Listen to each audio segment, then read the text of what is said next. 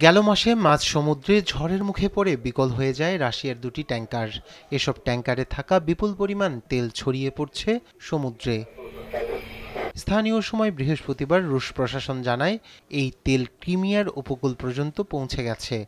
যে দুটি ট্যাঙ্কার থেকে তেল বের হচ্ছে সেগুলো হচ্ছে ভলগনেফট 212 এবং ভলগনেফট 239। জাহাজ দুটি বেশ পুরনো বলে জানায় রুশ প্রশাসন। সব মিলিয়ে জাহাজ দুটিতে ৯,২০০ টন তেল আছে। এখনও বিকল জাহাজ থেকে তেল অন্য জাহাজে স্থানান্তরিত করা যায়নি, ফলে বিপুল পরিমাণ তেল সমুদ্রে ছড়িয়ে পড়ছে। প্রায় ২ লাখ টন বালির মধ্যে তেল মিশে গেছে বলে মনে করা হচ্ছে। এর ফলে বড়সড় প্রাকৃতিক বিপর্যয় ঘটতে পারে বলে আশঙ্কা করছেন পরিবেশবিদরা।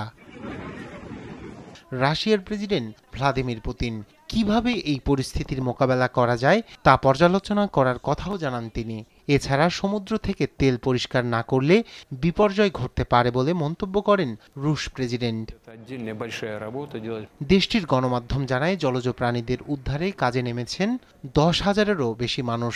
ইতোমধ্যে সমুদ্র সৈকত থেকে তুলে ফেলা হয়েছে কয়েক টন বালি। ইউক্রেনের অভিযোগ ২১ শতকে কৃষ্ণ সাগরে এত বড় বিপর্যয় ঘটেনি। রাশিয়া এখনও পুরনো জাহাজ ব্যবহার করছে বলেই এই দুর্ঘটনা ঘটেছে। রায়হান কবির শুভ্র, নিউজ ডেস্ক, দেশ টিভি।